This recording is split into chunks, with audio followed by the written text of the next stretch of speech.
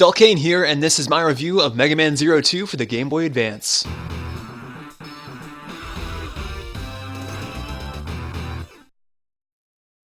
Zero is back once again after having parted ways with Seal and the other members of the Resistance base.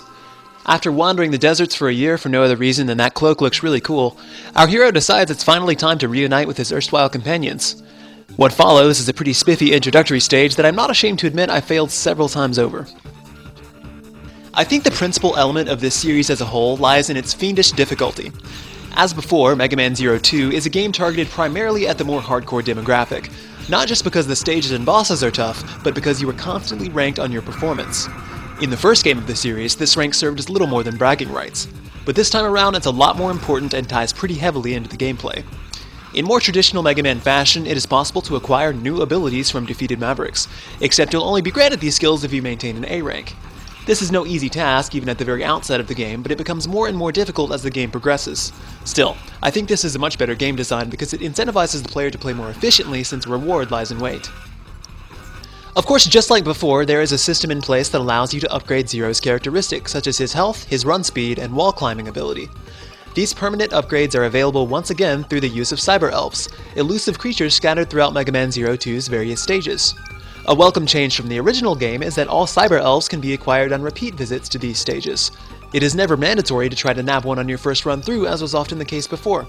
In fact, it's frequently a poor idea to try to collect them at all during your first visit because it increases the amount of time required to get through the stage. Take too much time and you lose points and risk dropping in rank.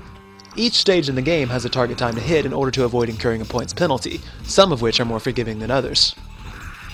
When I first started Mega Man Zero 2, I was skeptical that I'd be able to maintain an A rank and experience the game's EX skills because after having just completed the first game while rocking a measly F for the vast majority of the game, I was dumbfounded as to how it might even be possible. Fortunately, it wasn't as difficult as I might have imagined. The difficulty of Mega Man Zero 2 is toned down ever so slightly this time around. Most welcome of the balance changes is the fact that Maverick bosses typically only have 2 bars of health instead of 3. Additionally, 2 sub-tanks, items that restore health in a pinch, can be acquired without the use of Cyber Elves, meaning they incur no penalty to your rank like in the first game. This is not to say that the game is easy, because it certainly isn't. Even getting through the introductory stage with an A rank took quite a bit of practice on my part, but again, if you've seen my previous video, you know I'm far from the most skilled when it comes to action games. Let's talk about 2 new important mechanics introduced in Mega Man Zero 2, EX skills and forms. As mentioned previously, EX skills are acquired from Maverick bosses when defeated at an A rank or greater. They are generally a toned-down version of a skill the boss himself possesses. Interestingly enough, the boss only uses these skills if you fight them at an A or S rank, meaning they're significantly tougher if you've been doing well.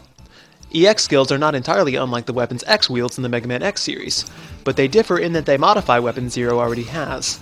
High Leg Aura Buckle's EX skill is Laser Shot, and it replaces Zero's Charge Shot with an armor-piercing laser with a much more narrow hitbox.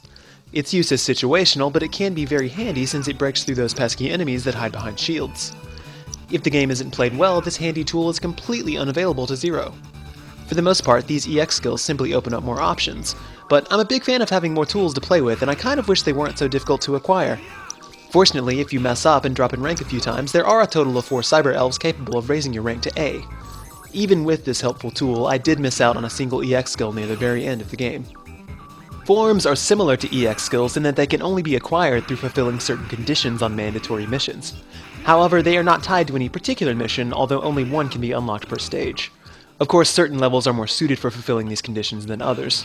Phoenix Magnion's stage is perfect for unlocking the Erase form, for instance, which requires you to block 20 projectiles with the shield boomerang.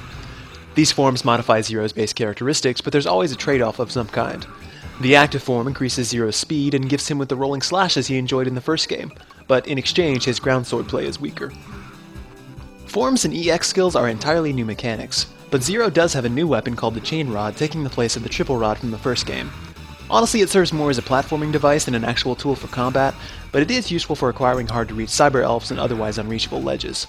Its charged attack is identical to that of the Triple Rod, but I honestly never found myself using it at all. It's also very handy for restoring health after acquiring Verbal Hecalot's EX skill, Energy Chain. Although I braved the majority of the game's bosses while maintaining an A rank, with help from some Cyber Elves of course, I finally caved and decked out Zero in upgrades for the game's final encounters. With no new EX skills for me to acquire, rank becomes little more than for bragging rights. I'm glad I made the choice because even with quadruple health, I found myself tremendously challenged by the boss rush before the game's final battle. Phoenix Magnion was difficult enough the first time around with his insanely unpredictable fighting style. I found myself experiencing just as much difficulty the second time through. Compounding the difficulty is the fact that 2 of the game's previous bosses team up to fight you at once.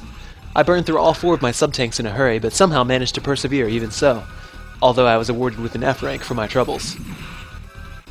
I really enjoyed all the new features added in Mega Man Zero 2, but I must admit I found myself missing the triple rod. The chain rod is a neat idea, but I found it lacking in execution since it controlled very unpredictably. I found myself falling to my death countless times after watching the tip of the chain pass right through walls. The game is full of well-designed boss encounters as well, even if Phoenix Magnion still infuriates me. The high leg Orabuckle fight is incredibly clever, for instance. I'm still not a fan of being ranked in my performance, especially since it means I had to rush through stages without exploring, but it did force me to practice and play efficiently to succeed while avoiding reliance on shortcuts and cheese. I'm very interested to see what the next 2 games in the series have to offer.